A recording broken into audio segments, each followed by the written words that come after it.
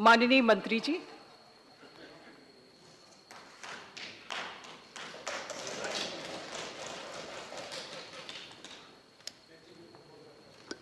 माननीय उपसभापति महोदया,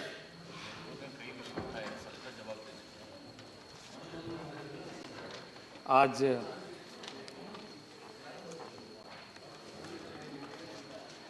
सरकार के माध्यम से उत्तर प्रदेश से संबंधित अनुसूचित जनजाति के सूची में सम्मिलित करने संबंधी विधेयक, जिस पर कल से चर्चा प्रारंभ हुई है और इस चर्चा में माननीय सदस्य प्रमोद तिवारी से लेकर लगभग 26 से अधिक सांसदों ने अपने अपने सुझाव, अपनी चिंता और समस्याओं को उद्धृत किया है, सदन के सामने रखा है। मैं उन सारे सदस्यों का आभारी हूं जिन्होंने इस बिल के संबंध में अपने पक्ष रखे, अपनी बातों को रखा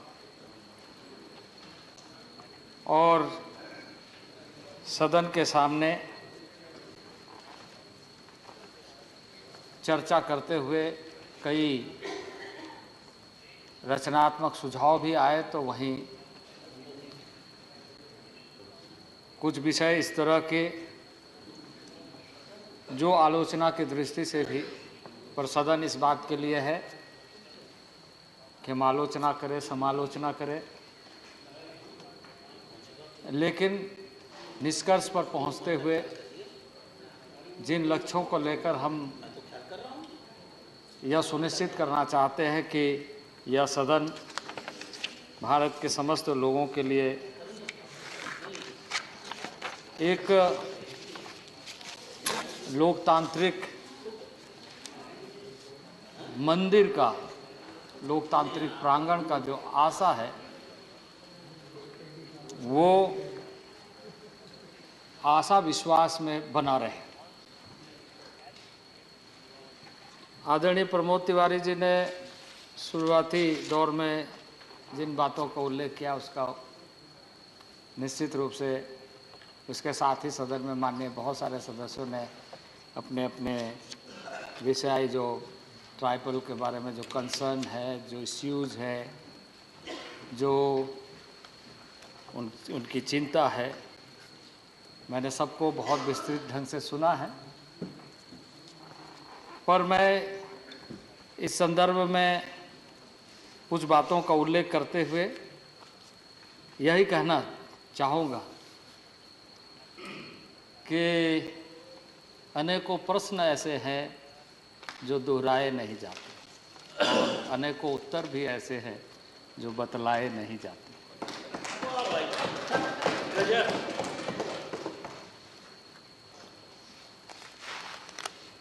आपने बहुत सारे सवाल इस सदन के सामने खड़ा किया है और सदन का भी, हमारा भी ध्यान आकृष्ट कराया। इस बिल से संबंधित मैं कुछ विषयों को उद्धृत करते हुए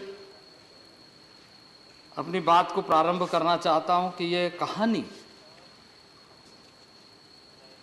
1980 के दशक से प्रारंभ हुई। 1980 में पहला पत्र इस बात को ध्यान में रखने के लिए कहा गया कि उत्तर प्रदेश में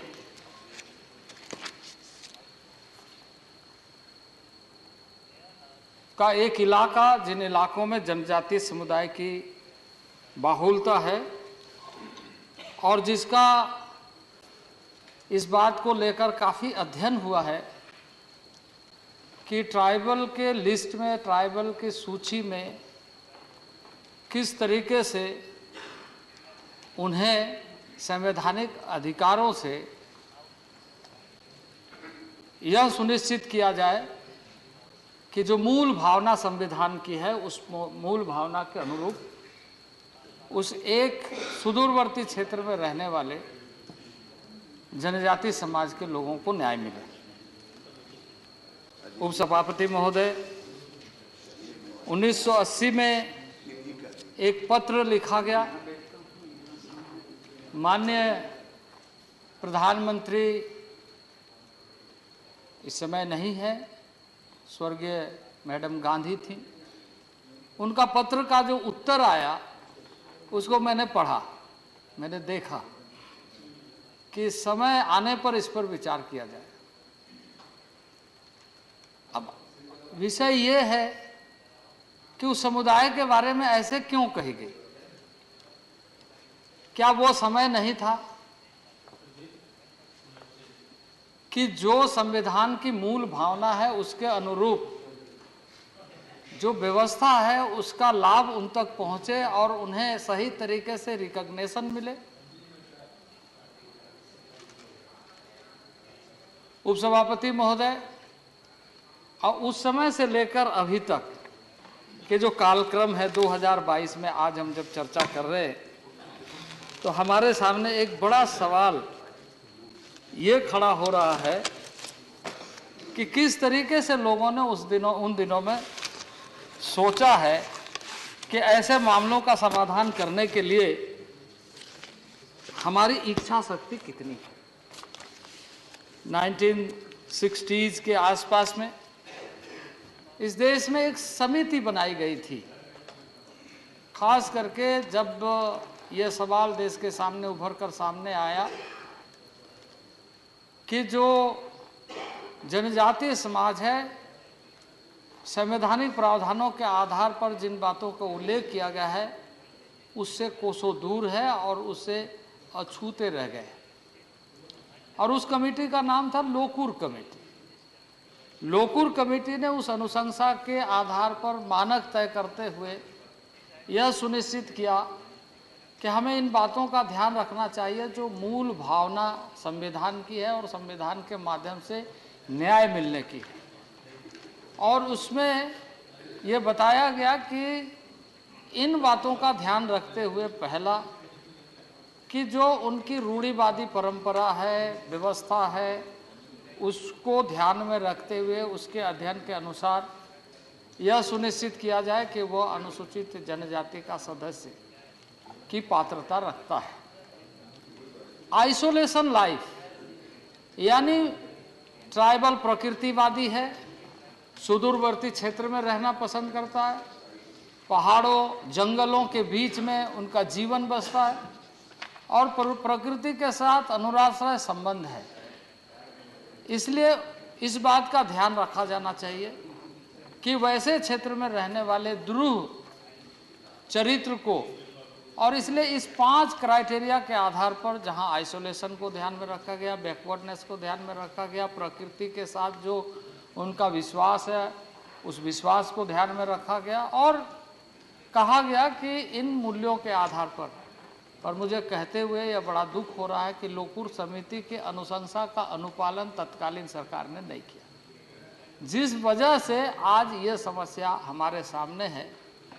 और हम इस समस्या का समाधान माननीय प्रधानमंत्री नरेंद्र भाई मोदी के नेतृत्व में अब करना प्रारंभ कर दिया है और पिछले सत्र में भी कई राज्यों के मामले को हमने इस सदन के सामने लाकर उसका समाधान किया और ये क्रमवार हम ऐसे समस्याओं का समाधान करने के लिए निरंतर प्रयत्न कर रहे हैं। अब 22/4/1981 में उत्तर प्रदेश ने इस गोंड कम्युनिटी के मामले में एक पत्र लिखा था कि ये सारे करैक्टर रखते हैं एसटीज का, क्योंकि जो मूल्यांकन की जो विधि अपनाई गई थी बहुत ही व्यवस्थित तरीके से, व्यापक तरीके से और प्रत्येक बिंदु को ध्यान में रखते हुए कि ट्राइबल जनजाति बाई करैक्टर है, उनके एक चारित्रिक गुण है, उनके एक जीवन पद्धति है, उनका एक अपने आप में जिसे कहा जाए कि उसके अपने तरीके से आय उपार्जन का साधन और प्रकृति के साथ जुड़ करके जिसे कहा जाए कि एक इकोलॉजिकल तरीके से रहने की जो व्यवस्था है वो बनी रहे। और इसलिए उन दिनों में 1981 में एससी समुदाय में जो सम्मिलित थे उनको कहा गया कि ये एसटी, क्योंकि इसके कैरेक्टर ये हैं, क्योंकि गौंड अन्य राज्यों में उन दिनों में भी ट्राइबल के सूची में थे। तो ये 1981 में प्रारंभ हुई, लेकिन 1981 से लगातार ये फाइल के आवागमन में बना रहा। कभी फाइल आती थी, कभी फाइल जाती थी, क्योंकि वैसे समुदाय के लोग हमेशा अपनी बातों को रखने के लिए सक्षम नहीं हो पाते कि उत्तर प्रदेश से आकर के यहाँ भारत सरकार में या संसद में अपनी बातों को रखे। उनकी आवाज़ दब गई। 1993 में पहली बार आरजीआई ने इस मामले को सपोर्ट किया कि हाँ, यह गुणात्मक तरीके से यह सारी पात्रता रखता है, और तब से ये फिर प्रारंभ हुआ ऊपर से नीचे फाइल होना। और एक बार लोगों ने सोचा कि इसका समाधान हो गया है, इसका रास्ता निकल चुका है, लेकिन इसके बावजूद भी ये मामले लटके रहे, ये मामले उलझते रहे और इसका समाधान नहीं हुआ। मैं हमारे माननीय सदस्य जिन्होंने इस बात का उल्लेख किया कि हमारी सरकार जब थी या कांग्रेस की सरकार जब थी तो ये हमेशा जनजातीय समाज या आदिवासी समाज की हितैषी रही है, लेकिन ये फाइल बताता है कि आप कैसे हितैषी रहे। ये फाइल आपके सामने दिखता है कि आप किस तरीके से आपने सोचा। इस तरह की कई घटनाएं इस सदन में और भी चर्चा में आएगी, और इसलिए मैं आपके सामने इन्हीं शब्दों के साथ अपने माननीय सदस्य को बताना चाहता हूं कि दिल के लुटने का सबब पूछो ना सबके सामने, नाम आएगा तुम्हारा ये कहानी फिर से है।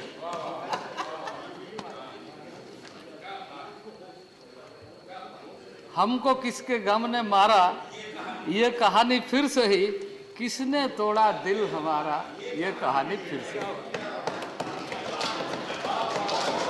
तो लंबे अरसे तक शासन करने के बाद जनजातीय समाज के ऐसे मुद्दे ज्वलंत बने हुए, यह हमारे लिए बहुत बड़ा सवाल है। और जब हम इसका समाधान कर रहे हैं, मुझे इस बात की प्रसन्नता है कि सदन में अधिकतर सदस्यों, माननीय सदस्यों ने इसका समर्थन किया, उसके प्रति हम आभारी हैं। लेकिन आदिवासियों के लिए इतना भारी रहे, ये भी हमारे लिए दुर्भाग्य है।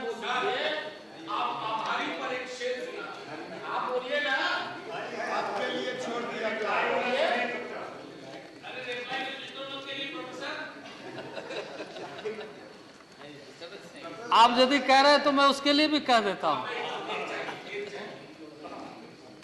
कुछ तो तेरे मौसम ही मुझे रास कम आए, कुछ तो तेरे मौसम ही मुझे रास कम आए, और कुछ मेरे मिट्टी में हवाओं में भी बहुत दम था, जिसके वजह से मैं ये कहूँगा कि आपने हमेशा इस बात को ध्यान में रखते हुए कि हमने इसको नज़रअंदाज तो किया है, लेकिन आज अंदाजे बयां में समर्थन भी किया।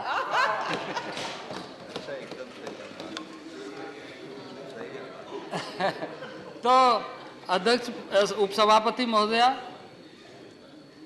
अब सवाल ये है कि सरकार कैसे काम करना चाहती है, सरकार किस तरीके से देखती है जनजाति समाज को आदरणीय नरेंद्र भाई मोदी के नेतृत्व में।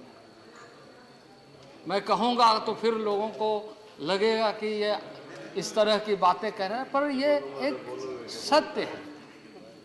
इस देश में भारत का नया उदय हो रहा है, जब जनजाति समाज को मौलिक सुविधाओं के साथ जोड़ते हुए राष्ट्रीय स्तर पर नहीं बल्कि अंतर्राष्ट्रीय स्तर पर भारत का नाम ऊंचा उठे और जनजाति समाज की जो पृष्ठभूमि है उसको सम्मान मिले।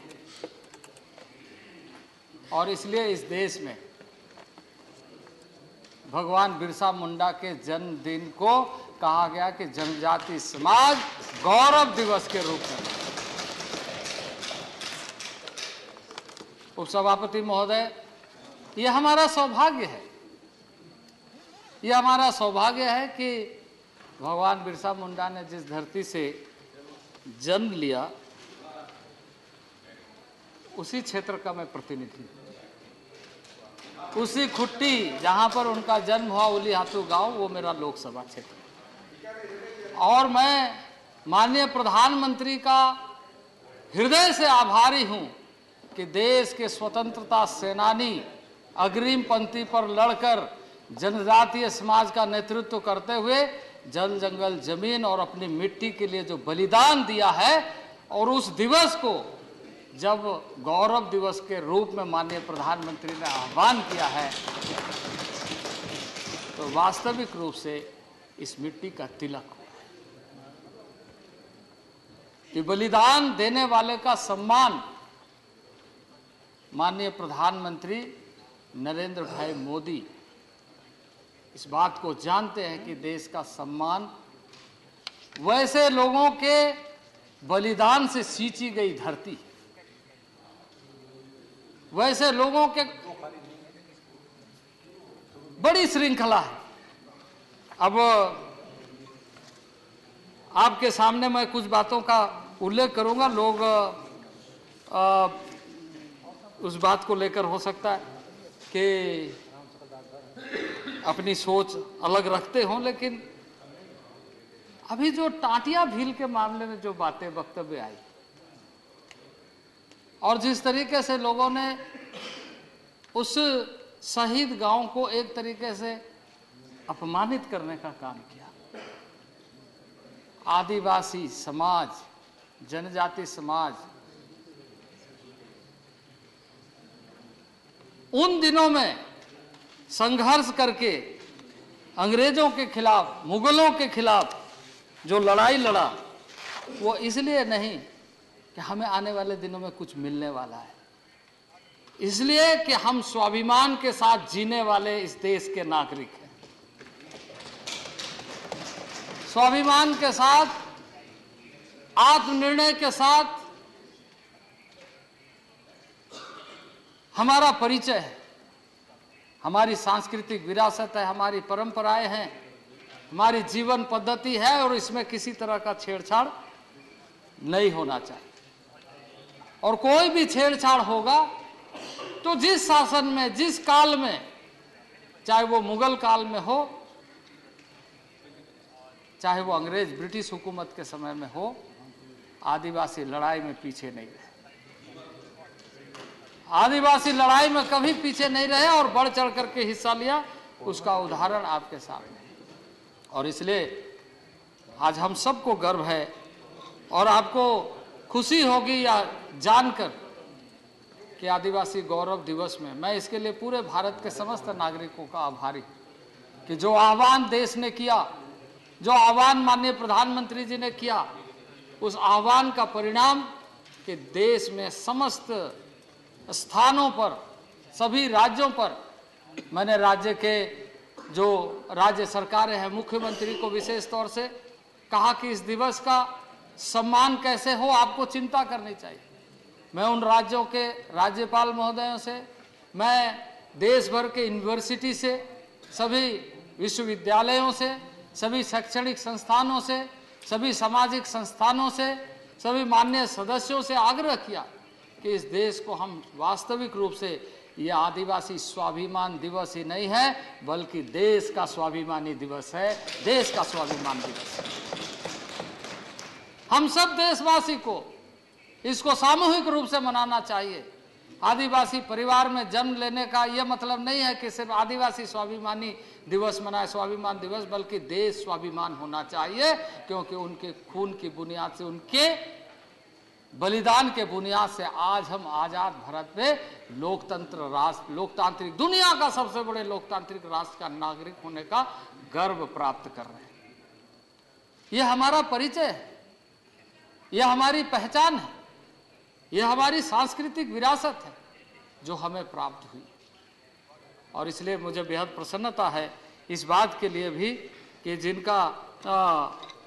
जिनका आह्वान माननीय प्रधानमंत्री जी ने कि 15 नवंबर को हम देशवासी मनाएं। और मुझे यह कहते हुए खुशी हो रही है कि उस 15 नवंबर को किस तरीके से देश में हम सब ने मनाया कि पहली बार देश के इतिहास में आदरणीय नरेंद्र भाई मोदी के नेतृत्व में देश की पहली महिला, जनजाति महिला, आदिवासी महिला देश की राष्ट्रपति। कुछ माननीय सदस्यों ने कल चर्चा में इस विषय को लाया कि हम बहुत बड़े हितैषी हैं, शुभचिंतक हैं, लेकिन इस बात को ध्यान में रखना चाहिए कि खुशी होती कि राष्ट्रपति का चुनाव सर्वसम्मति से होता। आपके दिल में इतनी ताकत होती क्योंकि मतदाता आप भी थे। आपका हृदय का भाव उभर करके सामने आया कि आजादी के लंबे कालखंड में आदिवासियों के बारे में आपका सोच कैसा था, आप किस तरीके से लोगों को देखने का काम किया। अब देश के अंदर जनजाति समाज को किस रूप में उपयोग किया या किस रूप में आपने देखा। अब यदि मैं कहूं तो हो सकता है उसके कई मायने लगाए जा सकते हैं, लेकिन ये सत्य के कसौटी पर खरा उतरने वाला विषय है कि यह हिम्मत, ये परिचय, ये ताकत, ये देश की जो सार्वभौमिक व्यवस्था और लोकतंत्र की जो ताकत है उसको दिखाने का यदि किसी ने इस देश में और दुनिया में भी बताने का काम किया तो वह प्रधानमंत्री नरेंद्र भाई मोदी, जिन्होंने कहा कि उस वर्ग से माननीय राष्ट्रपति का चुनाव होना चाहिए। और अपने राष्ट्रीय अध्यक्ष जेपी नड्डा जी को मैं इसके लिए आभार व्यक्त करता हूं, जिनके अध्यक्षता में एनडीए ने इस बात का फैसला करते हुए देश का राष्ट्रपति एक जनजाति महिला वर्ग से, और वो देश के राष्ट्रपति है। कई बार उनके बारे में कुछ आलोचना, कुछ बातें सुनने को मिली, वो देश के राष्ट्रपति है, पर उनके बारे में भी कुछ लोगों ने आलोचना प्रारंभ कर दिया।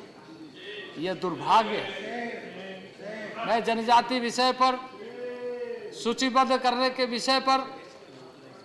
विषय को रखते समय इस बात पर ज्यादा बल देना चाहता हूं कि ऐसी चीजें लोकतंत्र को कमजोर करती है, यह ध्यान में रखने की जरूरत है। जिस तरह से पिछले दिनों में कुछ लोगों ने चर्चा किया वो बड़ा दुर्भाग्यपूर्ण था। इसी तरीके से महोदय, मैं आपको बताना चाहता हूं कि जहां लोकतांत्रिक मूल्यों के आधार पर एक व्यवस्थित तरीके से सभी को प्रतिनिधित्व का अवसर मिले, काम करने का अवसर मिले, तो वहीं आम नागरिक, जनजाति समाज का, चाहे वो महिला हो या पुरुष हो, उनको 21वीं सदी में पीछे न रहे, इसके लिए माननीय प्रधानमंत्री जी ने कार्य योजना बनाया। और कार्य योजना बनाकर उसको कैसे गतिशील किया जाए, कैसे आगे बढ़ाया जाए। अभी प्रश्नकाल में मैं एक प्रश्न का उत्तर देते समय कहा कि इसके पहले जो स्कूल का प्रबंधन होता था वो आर्टिकल 275(1) के तहत राज्यों को आवंटन दे करके अपनी औपचारिकता पूरी की जाती थी। क्या हमने राज्यों को कुछ पैसा दे दिया, राज्यों को पैसा दे दिया और वो पैसा राज्य खर्चा कर रहे हैं और उससे आदिवासियों का भला हो रहा है। राज्यों को आपस में बात न करें। योजनाओं के आधार पर राशि उपलब्ध कराना, जो राज्य की आवश्यकता है वो निश्चित रूप से होना चाहिए और भारत सरकार उस मामले में कहीं कोई कोताही नहीं बरतती। लगातार हम राज्यों के साथ काम कर रहे हैं। राज्य की जो आवश्यकता है उन आवश्यकता को कि जिससे जनजाति समाज को लाभ मिले और उसको कैसे गतिशील बनाया जाए, कैसे आगे बढ़ाया जाए, इसका लगातार कोशिश हो रहा है और इसके तहत मैं आगे बताऊंगा कि किस तरीके से राज्यों के साथ मिलकर 238A। इसमें क्या पॉइंट हो सकता है? इतना साधारण भाषण। इसमें डिसऑर्डर का पॉइंट है। क्या बोल रहे हैं? Ma'am vice chairman, ma'am vice chairperson, I correct myself.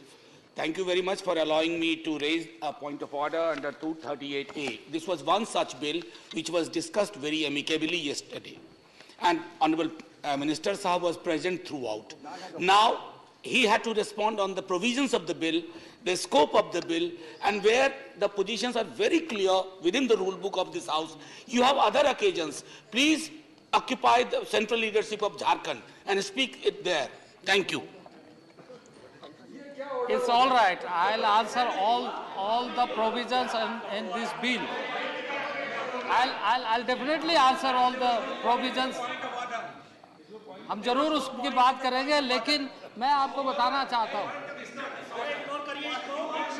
माननीय उपसभापति महोदया, मैं आपके माध्यम से सदन को बताना चाहता हूँ और खास करके माननीय सदस्य मनोज जी को बताना चाहता हूँ कि कल सदन में इस पर 26 माननीय सदस्यों ने अपने अपने वक्तव्य रखे। उसमें बिल पर कितनी बातें हुई उस बात का ध्यान भी आप रखिए और ट्राइबल से रिलेटेड इश्यूज पर कितनी बात हुई ये भी आप ध्यान में रखिए और तब आपको ध्यान में आएगा कि ट्राइबल डेवलपमेंट के बारे में कितने लोगों ने बात किया, कॉन्स्टिट्यूशनल सेफगार्ड्स के बारे में कितने लोगों ने बात किया, कितने लोगों ने चिंता जाहिर की।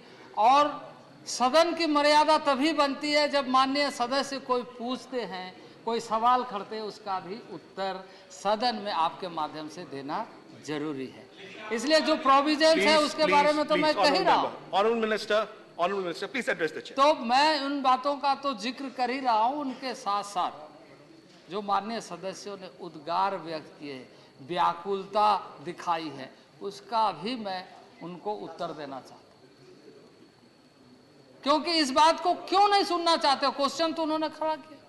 पिछले 8 वर्षों में माननीय नरेंद्र भाई मोदी के नेतृत्व में जिस तरीके से विकासात्मक कार्य हुए, उसका मूल्यांकन करने का आपने कभी काम किया? आप अगर 2014 के पहले के अलॉटमेंट को ही सिर्फ देखें, मैं आपको पूरी डिटेल्स आपको बताना चाहता हूं, मैं सदन को बताना चाहता हूं कि 2014 के पहले के अलॉटमेंट को आप देखिए और 2014 के बाद के अलॉटमेंट को आप देखिए तो आपको सहज अंदाजा लग जाएगा कि सरकार के डेवलपमेंटल अप्रोच क्या है। Please. और इसलिए माननीय अध्यक्ष महोदय, ये उन बातों को क्यों नहीं सुनना चाहते? Please, उन बातों को क्यों नहीं सुनना चाहते जिन बातों के ऊपर में? Please, Honorable Minister, please, no cross talk. Honorable Minister, माननीय मंत्री जी। और इसलिए मैं बताना चाहता हूं कि 2013-14 में आप यदि देखें तो जो एसटी कंपोनेंट के लिए जो राशि आवंटित की जाती थी उसका जो कुल प्रावधान था वो 24,594 करोड़ रुपया था। लेकिन अगर आप देखें आज के दिन में 2021-22 में तो वो लगभग 85,930 करोड़ रुपए है। तो आप इसका अंदाजा लगा सकते हैं कि अप्रोच में और डेवलपमेंट के लिए सरकार कितनी प्रतिबद्ध है। और अगर वृद्धि को देखें तो वो 256% से अधिक है। अब आजादी के लंबे कालखंड में, और मैं उस बात का आज उल्लेख निश्चित रूप से कहूं कि यह समस्या के मूल में किस तरीके से लंबे कालखंड तक शासन करने वाले लोग रहे हैं। उपसभापति महोदय, 1952 में सरकार आई आजादी के बाद, और उसके बाद पहला पंचवर्षीय योजना बना। उस पंचवर्षीय योजना का उद्देश्य क्या था? देश के कृषि क्षेत्र में, एग्रीकल्चर में, भारत गांव का देश है, भारत की अर्थव्यवस्था कृषि आधारित। आपने उसके बाद नेक्स्ट 5 ईयर प्लान में क्या किया? नेक्स्ट 5 ईयर प्लान में आपने इंडस्ट्रियल रेवोल्यूशन की बात की, और इंडस्ट्रियल रेवोल्यूशन की बात की, ये मैं मानता हूं कि आपने आधुनिक भारत की बात की, इंडस्ट्रियल रेवोल्यूशन की बात की। उद्योग होना चाहिए, किसके शर्त पर होना चाहिए, किनके शर्त पर होना चाहिए, और क्यों यह समस्या हुई, और क्यों इस तरीके से दोनों तरफ से समस्या खड़ी करने की कोशिश हुई। इंडस्ट्रियल रेवोल्यूशन के नाम से अपने आधाधुन तरीके से बगैर चीजों को समझे उन आदिवासियों के जमीनों को हड़पने का काम किया, जो बदस्तूर लंबे कालखंड तक आदिवासी समाज झेलते रहे। 1962 के अंदर क्यों यह कमेटी बनाने की बात आई? ढेबर कमीशन क्यों बनाई गई? और ढेबर कमीशन इसलिए बनाई गई क्योंकि उन दिनों में यह समस्या खड़ी हुई कि जनजाति समाज इस देश के अंदर जो आजादी के लड़ाई में अपनी खून बहा करके सींचने का काम किया, उसको बर्बाद करने का काम अंधाधुंध तरीके से हो रहा है, और जिसके कारण इस देश में एक नई समस्या, और उसको भी दूसरे तरफ से हवा देने का काम किया। एक तरफ से उसे उजाड़ने का काम, और दूसरे तरफ से उस समस्या को और बढ़ाने का काम किया, और जिसके कारण 1971-72 में इस देश में प्रॉक्सी नक्सलिज्म शुरू हुई और आदिवासियों को इस्तेमाल किया गया। आदिवासी बड़े पैमाने पर उसमें उलझ गए। इस इतिहास को नहीं भूलना चाहिए। और आदिवासी समाज अपने न्याय के लिए, उन्होंने सोचा आजादी के लिए हम लड़ाई लड़े, आज हमारी जमीन लूटी जा रही है, हम जमीन के लिए फिर से लड़ाई लड़ेंगे। और प्रॉक्सी तरीके से उस समय में चाइना ने वैसे चीजों को हवा दिया वामपंथी आंदोलन के नाम पर, आर्म्स स्ट्रगल के नाम पर इस देश में लोगों ने हथियार पकड़ने का काम किया। वो हथियार ऐसे वामपंथी लोगों ने मुहैया कराने का काम किया, और इस देश की अर्थव्यवस्था को भी, इस देश को भी भारी नुकसान पहुंचाया, और आदिवासियों की जमीन लूटी गई। ये हकीकत है, ये सच्चाई है, और ये इसके बाद लगातार चलती रही। और आज ये समस्या का समाधान जब हम कर रहे हैं तो कह रहे इस पर चर्चा क्यों कर रहे हैं। हमारे माननीय सदस्य आज सदन में नहीं है, जिन्होंने, मैं सोचा कि उनके साथ थोड़ा सा सामने से वार्ता करूं, मैं उनके प्रश्नों का उत्तर देना चाहता हूं। लेकिन उपसभापति महोदय, अपनी बात कह करके निकल जाना इनके फितरतों में है, ये सुनना नहीं चाहते। आदिवासी समाज वर्षों से जंगल में एक लोकतांत्रिक मूल्यों को बरकरार रखते हुए विश्वास व्यक्त किया, अपनी पहचान की निरंतरता को बनाए रखने के लिए लोकतांत्रिक व्यवस्था में विश्वास करते हुए लगातार जिया है। उस समाज के बारे में मैं निश्चित रूप से ये बताना चाहता हूं कि उस समाज के बारे में जब आप कहें तो इस बात को ध्यान में रखते हुए कहें कि ट्राइबल जनजाति समाज एक चारित्रिक गुणों के आधार पर जीने वाला समाज है, बदलने वाला समाज नहीं है, क्योंकि वो अपने आप को नेचुरल साइंस के साथ देखता है। वैज्ञानिक दृष्टिकोण उनके जीवन पद्धति में है। आज आपने जो नुकसान पहुंचाया उसकी चर्चा दुनिया में, देश में, सभी जगहों में हो रही है। ग्लोबल वार्मिंग की चर्चा हो रही है, क्लाइमेट चेंज की चर्चा हो रही है। इन चर्चा के पीछे की बुनियाद में मैं आपसे बताना चाहता हूँ। Please, honorable member, thank you.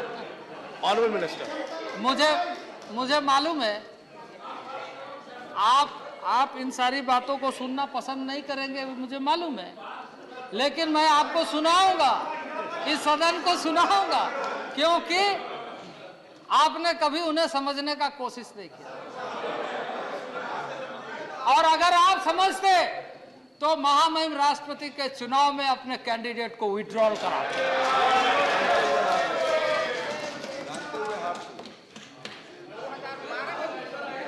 Please. आप अगर उनको पहचानते तो इन हरकतों से भागा। Rule number. Which rule? 1 second. Which rule?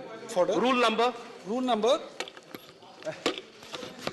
267, because Please. Sir, 267. You're a senior member. Rule number. Rule number 267. 267. And then the What is the rule? What is your point? Minister is trying to influence the name of the president to influence the house. That is my point. Minister is trying to influence the house. Minister is using the name of Rashtrapati. Your point is heard. We will look into it. If there is anything specific that needs to be examined, we'll look into it. This is very serious matter. Absolutely. The minister is trying to use. I said your again point and is noted. The name of the member, Rashtrapati your to point is influence noted. the No further. discussion of the house. Right. I've taken your point. Thank you. अध्यक्ष महोदय, Thank you. Understood. Thank you.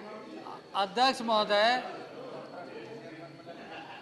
मैं सदन में माननीय सदस्य को आपके माध्यम से बताना चाहता हूं कि ये पॉइंट ऑफ ऑर्डर किस बात के लिए रेज कर रहे हैं, ये अपने लाल कपड़ा लेकर के देश को भड़काते रहे। लाल कपड़ा देखने से कौन भड़कता है आपको पता है?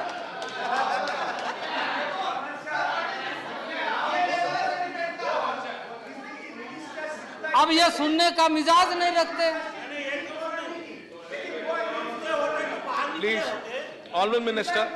इसलिए माननीय उपसभापति महोदय, जिन कार्यों को आज इस मंत्रालय के माध्यम से किया जा रहा है, अभी ये एक हमने उत्तर प्रदेश से संबंधित जिसमें 4 नए जिला बने, उन 4 नए जिला को सम्मिलित करते हुए संवैधानिक अधिकारों के आधार पर सूचीबद्ध किया जाए, ये प्रस्ताव ला करके हमने सदन को बताने की कोशिश की है कि वैसे समाज के लोगों के प्रति हमारी धारणाएं बदलनी चाहिए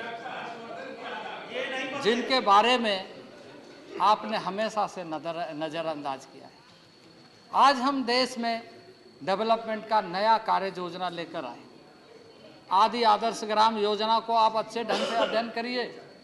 एक मॉडल के रूप में, एक मॉडल देश के प्रधानमंत्री ने जो अविकसित क्षेत्र है, आकांक्षी जिला के नाते, एस्पिरेशनल डिस्ट्रिक्ट के नाते एक नया गवर्नेंस मॉडल दिया कि डिस्ट्रिक्ट लेवल में कैसे गवर्नेंस होना चाहिए। वहीं आदि आदर्श ग्राम योजना के माध्यम से हमने मॉडल विलेज के उन गांवों में जहां बहुत ज़्यादा गैप्स रहे, जहां तक लोग नहीं पहुंच पाए, शासन नहीं पहुंची, लोग नहीं पहुंचे, स्वास्थ्य की सुविधा नहीं पहुंची, शिक्षा की सुविधा नहीं पहुंची, पेयजल की सुविधा नहीं पहुंची, उन गांवों को चिन्हित करते हुए 35,000 गांव में हम आदि आदर्श ग्राम योजना प्रारंभ की। अब ये बात अगर वो ना सुनना चाहे तो हम क्या कर सकते हैं?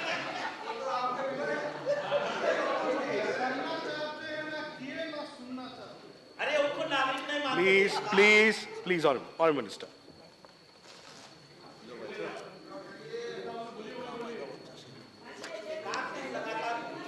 नहीं, मैं तो यही कह, आप अगर ना चाहो तो कोई बात नहीं। किसी और की चाहोगे तो मुश्किल तो होगी, हमें चाहो तो इसलिए उपसभापति महोदय, मैं इस सदन में जो भारत सरकार के अप्रोच है, भारत सरकार के कार्य योजना है, भारत सरकार की दृष्टिकोण है जनजातीय समाज के समस्याओं का समाधान करने की, ये जनजाति समाज का, आदिवासी समाज का समाधान करने का रास्ता। और इसमें हम आज उत्तर प्रदेश के लिए हम यहाँ आए हैं, सदन में चर्चा कर रहे हैं। इसके बाद हम तमिलनाडु के लिए आएंगे, हम छत्तीसगढ़ के लिए आएंगे, हम उड़ीसा के लिए आएंगे। इस तरह की जितनी समस्याएं हैं, उन समस्याओं का समाधान करने के लिए माननीय प्रधानमंत्री नरेंद्र भाई मोदी की सरकार प्रतिबद्ध है। क्योंकि हम चाहते हैं उनका शैक्षणिक विकास होना चाहिए, आर्थिक विकास होना चाहिए, संवैधानिक प्रावधानों के साथ जुड़ करके उसको न्याय मिलना चाहिए। और इसलिए जो कानून है, आज लगातार कोशिश हो रहा है, राज्यों के साथ संवाद हो रहा है कि पेशा का इम्प्लीमेंटेशन अच्छे ढंग से करें, जो अनुसूचित क्षेत्र है उसका प्रबंधन अच्छा से करें। हम FRA का लगातार चर्चा कर रहे हैं, मॉनिटर कर रहे हैं, और उसमें हमें उपलब्धि मिल रही है। मैं आपको बताना चाहता हूं अध्यक्ष महोदय कि FRA के माध्यम से लगातार जो कोशिशें हुई है, और उसमें जितने क्लेम्स का डिस्पोजल राज्य जल्दी से जल्दी करे, इसका कोशिश हो रहा है। और आपको मैं बताना चाहता हूं कि जो कम्युनिटी फॉरेस्ट राइट है, उस पर हमारा ज़्यादा बल है, ज़्यादा हम कोशिश कर रहे हैं। और उसको इकोनॉमी के साथ कैसे जोड़ा जाए, वन और वन का प्रबंधन के साथ साथ वनोपज की सही व्यवस्था करते हुए एक आम जंगल में बसे हुए गांव का नागरिक आत्मनिर्भरशील बने, वहाँ के जो संसाधन है उसका उपयोग करते हुए। इसके अलावा शिक्षा में मैंने जैसे कहा कि एकलव्य मॉडल स्कूल या 29,000 करोड़ से अधिक की एक योजना समयबद्ध तरीके से पूरा करने की चल रही है। आदि आदर्श ग्राम योजना के माध्यम से मॉडल विलेज बनाने की कार्य योजना चल रही है। तो वहीं ट्राइफेड के माध्यम से हम उनके उपज को अंतर्राष्ट्रीय बाजार तक पहुंचाए, इसका कोशिश चल रहा है। लेकिन कुछ लोग औपचारिकता के साथ सिर्फ अपनी बातों को कह करके मुक्त होना चाहते हैं। अध्यक्ष महोदय, उपसभापति महोदय, समय बदल रहा है।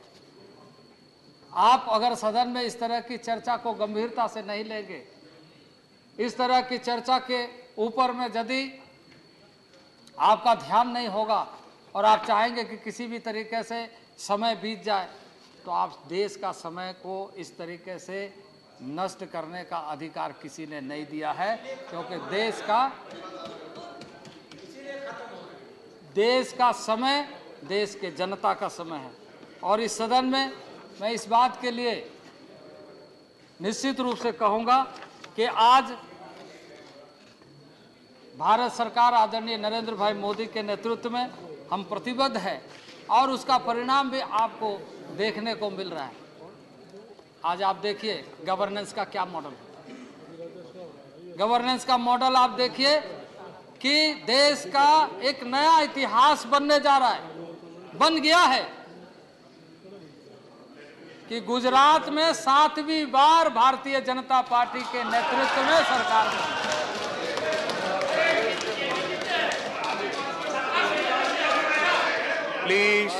प्लीज। और उसमें प्लीज 7 बार मेंबर गुजरात की जनता ने भारतीय जनता पार्टी पर विश्वास किया है। और आप वहां का आंकड़ा देख लीजिए, आज जिन आदिवासियों के नुमाइंदे बनकर देश में सबसे लंबे कालखंड तक शासन किया, जिन लोगों ने हमेशा धोखा देने का काम किया, अब उनका विश्वास आज की व्यवस्था पर नरेंद्र भाई मोदी पर कैसे है कि 100% गुजरात के ट्राइबल भारतीय जनता पार्टी के विधायक के रूप में चुन करके आए। और लगातार उसमें बढ़ोतरी हुई।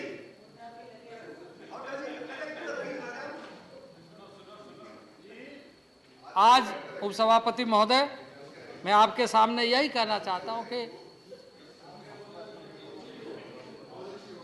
आदिवासी समाज इस देश के अंदर इस देश की ताकत है। और इस देश की ताकत कैसे है? आप इस तरह से सदन में चर्चा करके आप क्या संदेश देना चाहते हैं? इस देश के तमाम सरहदों में, लेह लद्दाख से लेकर अरुणाचल से लेकर मिजोरम, मणिपुर, त्रिपुरा, सिक्किम, मेघालय, जितने भी आप बॉर्डर इलाका देखिए, फोर्स के पीछे अगर कोई खड़ा है तो आदिवासी समाज खड़ा है। और वो कभी समझौता नहीं करता, अपने मिट्टी से वो जगह नहीं छोड़ना चाहता है। आदिवासी क्यों अपना जगह नहीं छोड़ता है? क्योंकि उसको अपने मिट्टी से प्यार है। नेगेटिव टेम्परेचर, माइनस टेम्परेचर में सेना के जवान नौकरी करते हैं, ड्यूटी करते हैं, जिम्मेदारी निभाते हैं और उसके साथ मिलकर के जीने और मरने के वादे के साथ वहां पर आदिवासी हमेशा खड़ा है। उस समाज के बारे में आप यहां पर इस तरह की चर्चा करते हैं।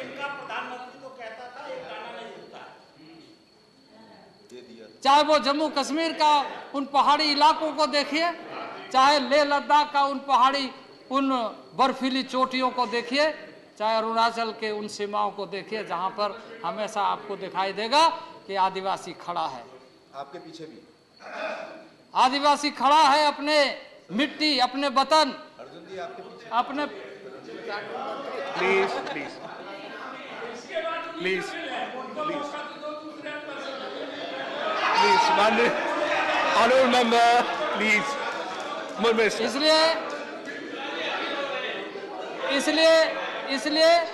इसलिए मैं आपको बताना चाहता हूं कि थोड़ा Please, आप order in the समझने house. का Order in the प्रयत्न house, please. करिए, आप कोशिश ऑर्डर इन करिए द हाउस, साइलेंस साइलेंस इस तरह की बातों को कह करके।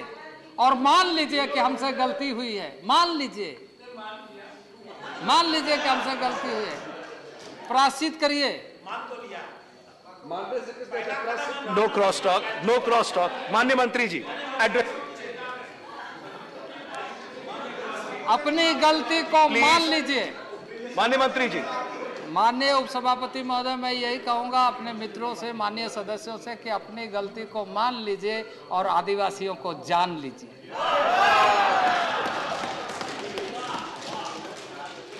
और आदिवासियों को जानने का अगर गलती करिएगा तो फिर आपको वैसा ही, वो जमाना अलग था कि आदिवासी समाज जंगलों में रह करके, ये ठीक है जंगलों में प्रेम करता है, लेकिन ऐसे लोगों को वनवास भी कर देता है। और वो वनवास आपको समझ में आ रहा है कि कैसे लोग। ऑनरेबल मिनिस्टर, तो ये मैं निश्चित रूप से कहूँगा कि सदन में ये जो प्रस्ताव आया है उत्तर प्रदेश से संबंधित, ये उत्तर प्रदेश से संबंधित जिसके अंदर 1980 से लोग संघर्ष करते रहे, समस्याओं से उलझते रहे, जिसका समाधान नहीं हुआ। और आज इस बात की खुशी है कि इस प्रोविज़न के माध्यम से अब वहाँ के लोगों को न्याय मिलेगा।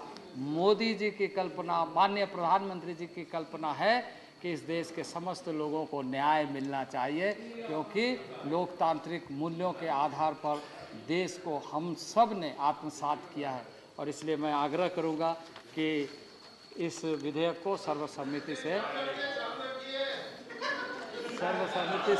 इस प्रस्ताव को स्वीकार किया जाए। बहुत बहुत धन्यवाद। Thank you honourable minister.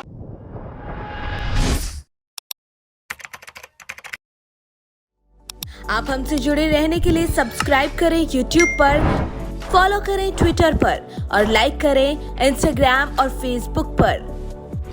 Thank you for watching cobra express news.